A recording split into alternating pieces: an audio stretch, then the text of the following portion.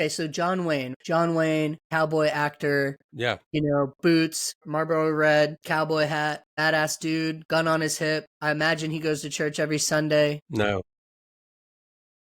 So yeah, so tell me, like, I mean, I'm talking about like the image of John Wayne that Yeah, most yeah, people. yeah. I'm not talking about like the dude that he really was. Yeah, So yeah, dive yeah. into that.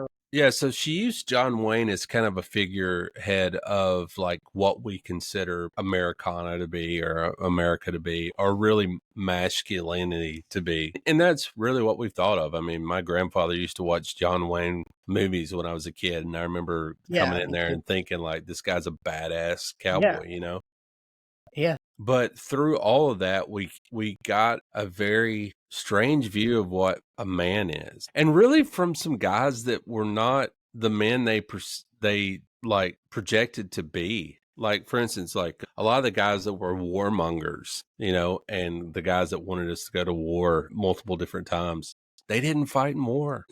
They were not like these war heroes. She even shows that, like, Billy Graham was one of those guys who was a draft dodger, and then later on was really key in pushing a war agenda. There's just some weird stuff that, like, if you start looking back on it, it's like, man, y'all are pushing this view, this toxic view of masculinity, but you're really not that. Mm.